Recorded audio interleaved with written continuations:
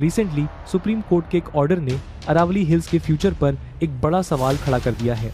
Court ने mining पर रोक लगाते हुए पहली बार अरावली की एक यूनिफॉर्म डेफिनेशन एक्सेप्ट की। लेकिन दोस्तों, इस वर्डिक्ट के बाद अरावली को बचाने वाले खुश नहीं हैं, बल्कि डीपली कंसर्न्ड हैं, क्योंकि कोर्ट ने कहा कि सिर्फ वही पहाड़ियां अरावली मानी जाएंगी जो लोकल रिलीफ से 100 मीटर या उससे ज़्यादा ऊपर हो, और यहीं से प्रॉब्लम शुरू होती है। एक्सपर्ट्स के मुताबिक इस एक हाइट लाइन के चलते एनसीआर की 90-95% अरावली पहाड़ियां एक झटके में लीगल प्रोटेक्शन से बाहर हो सकती हैं। सवाल सीधा है, जब 670 मिलियन साल पुरानी ये माउंटेन रेंज आज भी कोर्ट के ऑर्डर से बचाई जा रही है, पर ये धीरे धीरे गायब क्यों हो रही है? चलिए अरावली के इस डेंजरस पैराडॉक्स को डिटेल में समझते हैं। इसकी हिस्ट्री से लेकर जियोग्राफी, इकोलॉजिकल इंपॉर्टेंस और आज चल रहे उस साइलेंट डिस्ट्रक्शन तक सब कुछ डिटेल में समझेंगे। दोस्तों, आज हम जिन माउंटेन रेंजेस की बात करने वाले हैं उन्हें वर्ल्ड की one of the oldest geological features consider किया जाता है। इन रेंजेस का नाम है अरावली। दोस्तों, अरावली माउंटेन रेंज भारत के नॉर्थ वेस्टर्न पार्ट में स्थित है और ये रेंजेस नॉर्थ ईस्ट से साउथ ईस्ट डायरेक्शन में दिल्ली, हरियाणा, राजस्थान से होती हुई गुजरात तक जाती हैं। आपको शायद ये जानकर आश्चर्य होगा कि इन माउंटेन रेंजेस का इतिहास हमारे देश भारत से भी पुराना है। कुछ एक्सपर्ट्स की माने तो ये हमारी धरती पर तब से मौजूद हैं जब भारत या भारतीय उपमहाद्वीप का कोई नामो निशान ही नहीं था, और ना ही धरती के आसमान को छूती दुनिया की हाईएस्ट माउंटेन रेंजेस हिमालय का कोई अता पता था। दोस्तों, मोन्टोलॉजी यानी स्टडी ऑफ माउंटेन्स के अकॉर्डिंग ये अरावली रेंजेस ही थी जिसने इंडियन सब कॉन्टिनेंट के शेप को डिफाइन करने से लेकर उसके क्लाइमेट के निर्धारण में भी एक अहम भूमिका निभाई थी। यहाँ तक कि इंडियन सब कॉन्टिनेंट पर मल्टी सेलुलर लाइफ के एक्सप्लोजन को ट्रिगर करने का इंपॉर्टेंट रोल भी अरावली ने ही प्ले किया। दरअसल कुछ एक्सपर्ट्स के अनुसार 750 मिलियन ईयर्स पहले अरावली में ऑकर हुए मलानी वोल्केनिक एरप्शन ही वो पहला ट्रिगर पॉइंट था जिसने अर्थ को आइस एज की ग्रिप से निकालकर इस रीजन पर मल्टी सेलुलर लाइफ को जन्म दिया था। वहीं आज भी ये रेंजेस राजस्थान जैसे वाटर स्कार स्टेट की प्यास को बुझाने का काम कर रही हैं। यहाँ तक कि भारत का राष्ट्रपति भवन जिस रायसीना हिल्स पर मौजूद है वो भी अरावली की इन पहाड़ियों का ही हिस्सा माना जाता है।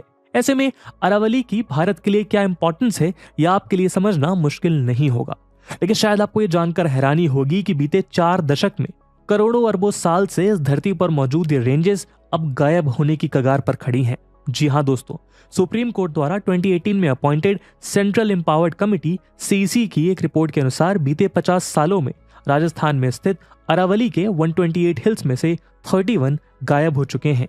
यानी राजस्थान से ऑलमोस्ट 25% अरावली रेंजेस को ह्यूमन एक्टिविटीज द्वारा निस्ते नाबूद कर दिया गया है। वहीं हरियाणा सरकार द्वारा Haryana principal secretary AK Singh के अंडर गठित की गई कमेटी की रिपोर्ट भी इसी ओर इशारा करती है कि हरियाणा में अरावली रेंज की लंबाई पहले के मुकाबले रातों रात सब्सटेंशियली कम हो गई है। तो ऐसे में सवाल उठता है कि क्या भारत का राष्ट्रपति भवन और नॉर्थ एंड साउथ ब्लॉक जैसे दूसरे इंपॉर्टेंट एडमिनिस्ट्रेटिव बिल्डिंग्स जिन रेंजेस पर स्थित हैं, क्या वो भाग भी ऐसे ही गायब होने वाला है, और कैसे भारत अपनी सबसे पुरानी पर्वत श्रृंखला को खत्म कर रहा है? चलिए आज हम इसी रहस्य को सुलझाने की कोशिश करते हैं और ये समझने का प्रयास करते हैं कि जो माउंटेन रेंज इस धरती पर खरबों सालों से मौजूद है वो अचानक कहां और क्यों गायब हो रही हैं। लेकिन आगे बढ़ने से पहले मैं आपको बता दूं इस वीडियो की importance UPSC mains GS paper 1 के इंडियन ज्योग्राफी और जीएस पेपर 2 के एनवायरमेंट एंड बायोडाइवर्सिटी से रिलेटेड सेक्शन के पर्सपेक्टिव से इंपॉर्टेंट है। इसके बारे में हम वीडियो के अंत में और भी बात करेंगे, पर फिलहाल के लिए अपने डिस्कशन को हम आगे बढ़ाते हैं। दोस्तों, अरावली एक संस्कृत शब्द है जिसका निर्माण अरा और वली जैसे मूल शब्दों से हुआ है, जिसका मतलब होता है लाइन ऑफ पीक्स। दोस्तों, अरावली रेंजेस भारत के सबसे पुराने फोल्ड माउंटेन हैं जिनका जन्म आज से लगभग 1.9 बिलियन ईयर्स पहले हुआ था। यहाँ हम आपकी जानकारी के लिए बता दें कि फोल्ड माउंटेन्स वो माउंटेन्स होते हैं जिनका निर्माण अर्थ की 2 अलग अलग कन्वर्जन टेक्टोनिक प्लेट्स यानी धरती की ऊपरी सतह के आपस में हुए कोलिजन की वजह से होता है। इस टेक्टोनिक कोलिजन की वजह से अर्थ क्रस्ट की बेंडिंग और फोल्डिंग एक साथ होती है, जिससे क्रस्ट फोल्ड होकर माउंटेन का रूप ले लेती है। दोस्तों, टेक्टोनिक प्लेट्स का ये कोलिजन कोई इंस्टेंटेनियस इवेंट नहीं है, बल्कि ये प्रोसेस हजारों लाखों सालों तक चलती रहती है। अरावली की ही तरह हमारी ग्रेट हिमालयन रेंज भी एक फोल्डेड माउंटेन का ही एग्जाम्पल है, लेकिन अरावली की कंपैरिजन में वो काफी यंग है। यही कारण है कि हिमालयन रेंजेस में अभी भी टेक्टोनिक प्लेट्स का कोलिजन बरकरार है और इसीलिए वो रीजन सिस्मिकली एक्टिव यानी अर्थक्वेक प्रोन बना हुआ है। और रिसेंटली जोशीमठ के सिंक होने में उसका एक काफी इंपॉर्टेंट रोल है। लेकिन जहां एक तरफ अरावली एक ओल्ड फोल्ड माउंटेन रेंजेस का एग्जांपल है, वहीं दूसरी तरफ Himalayan ranges young folded mountains हैं, इसलिए उनकी ऊंचाई दुनिया में सबसे ज्यादा है। ओल्ड फोल्डेड माउंटेन्स होने की वजह से अरावली ने लाखों करोड़ों सालों से कंटिन्यूअसली इरोजन एक्टिविटी का सामना किया है, जिस वजह से अब इनकी एवरेज हाइट महज 600 से 900 मीटर रह गई है। आज इन रेंजेस का हाईएस्ट पीक राजस्थान में स्थित गुरु शिखर को माना जाता है, जिसकी टोटल हाइट 1722 मीटर है। दोस्तों ये तो 670 किलोमीटर से भी ज्यादा लंबी इस अरावली रेंज की eastern most limit Delhi NCR region तक है। लेकिन एक्सपर्ट्स का कहना है कि अगर इस माउंटेन के एंशिएंट जियो लाइन को ट्रेस किया जाए तो ये एक समय में सहारनपुर हरिद्वार तक एग्जिस्ट करती थी, जिस वजह से इसे गंगा और इंडस रिवर के ड्रेनेज सिस्टम का नेचुरल डिवाइड भी माना जाता है। यही नहीं, एक्सपर्ट बताते हैं कि अरावली रेंज ही है जो मानसून के दौरान एटीन्यूटेड मानसून क्लाउड्स को शिमला और नैनीताल की तरफ ईस्टवर्ड पुश करते हैं, और इसी के चलते सब हिमालयन रिवर्स और इनडायरेक्टली नॉर्थ इंडियन प्लेन्स के बहुत से इलाकों को पानी मिल पाता है। वहीं दूसरी ओर विंटर में ये माउंटेन रेंजेस इंडस और गंगा एलुवियल रिवर वैलीज को सेंट्रल एशिया से आने वाली कोल्ड वेस्टर्ली विंड से सुरक्षा भी प्रदान कराती हैं।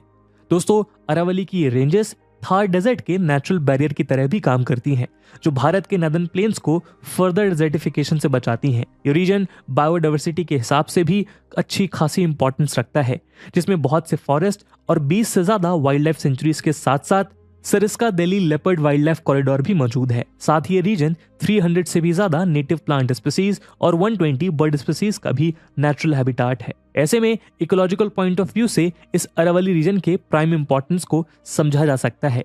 यही नहीं, इस माउंटेन रेंज को Delhi national capital region NCR के लिए लंग्स भी माना जाता है, जो अपने नेचुरल वेजिटेशन से यहाँ के पॉल्यूटेड एयर को साफ करने का काम करती है। इसके अलावा अरावली 3 मेजर रिवर्स और उनकी ट्रिब्यूटरीज का भी स्रोत है। इन रिवर्स में यमुना की ट्रिब्यूटरी बनास और साहिबी समेत रन ऑफ कच्छ की ओर बहने वाली लूनी रिवर शामिल है।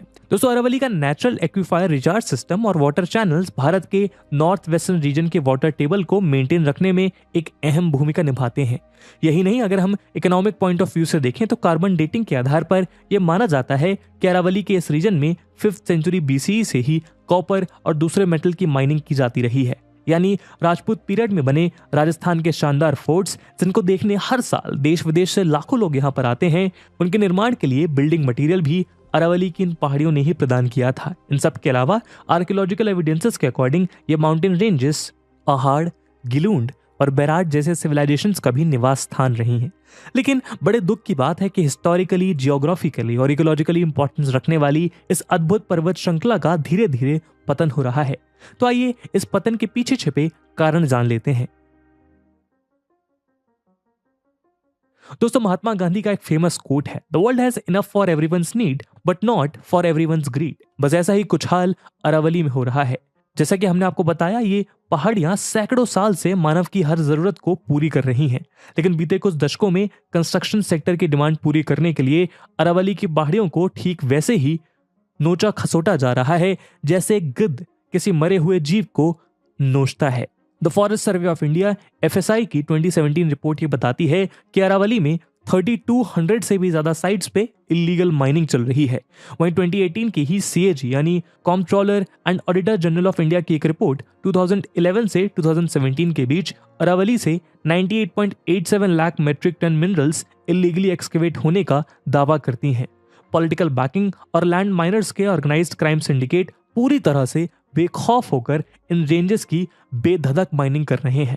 इंडिया टुडे की जुलाई 2022 में रिलीज एक इन्वेस्टिगेशन रिपोर्ट के अनुसार अरावली से बिल्डिंग मटेरियल निकालने के लिए इलीगल माइनिंग माफिया डायनामाइट्स तक का इस्तेमाल कर रहे हैं, जिसके जरिए वो न केवल पूरे के पूरे पहाड़ ध्वस्त कर देते हैं, बल्कि यहाँ से निकले पत्थरों को सीक्रेट रूट्स और चैनल्स की मदद से ट्रांसपोर्ट भी कर देते हैं। आलम यह है कि आज ये माइनिंग माफिया बिना कानून की परवाह किए अपना सिंडिकेट डंके की चोट पर चला रहे हैं।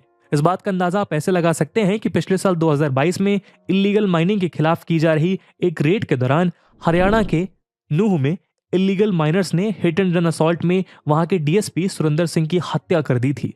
लेकिन इस तरह का ये अकेला मामला नहीं है।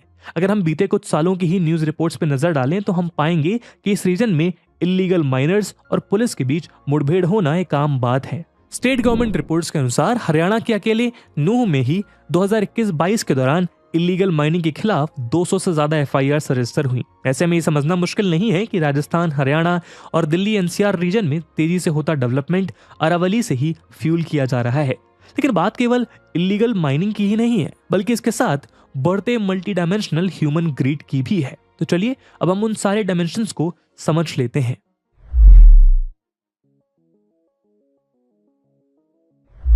दोस्तों, जैसा कि हमने आपको बताया कि अरावली रीजन एक प्राइम इकोलॉजिकली सेंसिटिव रीजन है। ऐसे में यहाँ होती लैंड माइनिंग और इसके दूसरे रीजन्स में बढ़ता ह्यूमन सेटलमेंट यहाँ के रिड्यूसिंग फॉरेस्ट कवर के लिए भी जिम्मेदार है।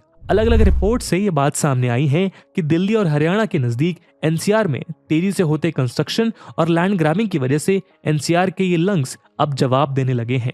यहाँ फार्म हाउसेज और कॉलोनाइजिंग प्रोजेक्ट्स के नाम पर पेड़ों की अंधाधुंध कटाई जारी है। यही नहीं, एंशिएंट वाटर चैनल्स के रास्ते में तेजी से बढ़ता कॉलोनाइजेशन और कंस्ट्रक्शन भी नेचुरल एक्विफायर्स के रिहेबिलिटेशन के आड़े आ रहा है।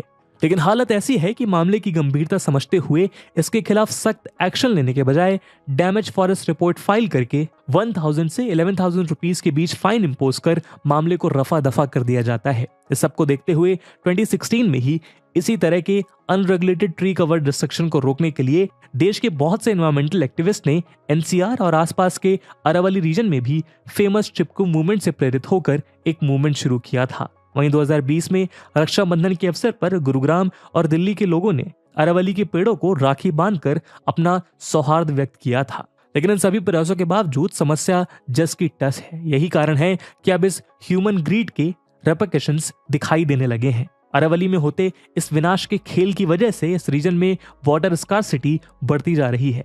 ऐसा इसलिए है क्योंकि अरावलीज में बहुत से cracks, fissures, natural water suction regions और ग्राउंड वाटर रिचार्जेस एरिया है, जहां से बरसात के समय ग्राउंड वाटर रिचार्ज होता है, जिसकी वजह से ये कहा जा सकता है कि अरावली ही यहाँ के लाखों लोगों की प्यास बुझाती है। लेकिन इस अनरेगुलेटेड माइनिंग की वजह से ग्राउंड वाटर रिचार्ज में कमी देखने को मिल रही है, जिससे ऑलरेडी पीने के पानी की समस्या से जूझता इंडिया का वेस्टर्न रीजन और भी ज्यादा सूखता जा रहा है।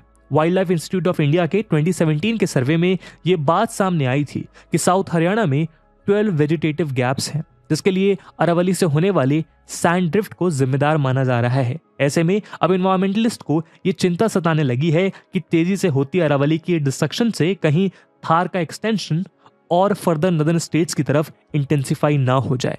अब ऐसे में प्रश्न ये उठता है कि यदि हम सबकी आंखों के सामने ये सब हो रहा है तो आखिर इन राज्यों की सरकारें और हमारा कॉन्स्टिट्यूशनल सिस्टम इस पर कोई कार्यवाही क्यों नहीं कर रहा है? तो चलिए अब हम इस रहस्य से भी पर्दा उठा ही देते हैं।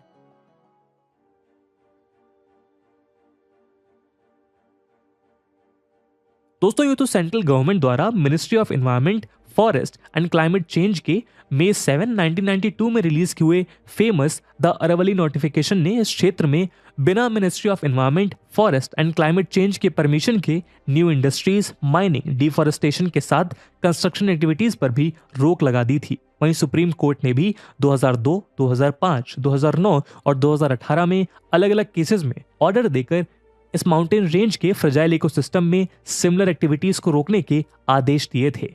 लेकिन एनफोर्समेंट के अभाव में जमीनी हकीकत इससे अभी भी दूर है। बल्कि इस फ्रेजाइल इकोसिस्टम में इलीगल माइनर्स तो छोड़िए, माइनिंग रोकने तक की भी कोई मंशा वेरियस गवर्नमेंट्स और उनके इंस्टीट्यूट्स की ओर से नजर नहीं आती। फरवरी 2021 में ही हरियाणा गवर्नमेंट ने सुप्रीम कोर्ट में यह अपील की थी कि कोविड पैंडेमिक की वजह से ग्राउंडेड होती स्टेट इकोनॉमी में राज्य सरकार को अरावली रीजन में माइनिंग फिर से शुरू करने की परमिशन दी जाए। वहीं ministry of environment, forest and climate change of India की एक रिपोर्ट के मुताबिक 2014 से 2017 के बीच हरियाणा स्टेट फॉरेस्ट लैंड को नॉन फॉरेस्ट एक्टिविटीज में डाइवर्ट किए जाने वाली लिस्ट में टॉप पर रहा। और ये तब है जब फॉरेस्ट सर्वे के अकॉर्डिंग हरियाणा में देश का सबसे कम केवल 3.5% का टोटल रिकॉर्डेड फॉरेस्ट कवर है।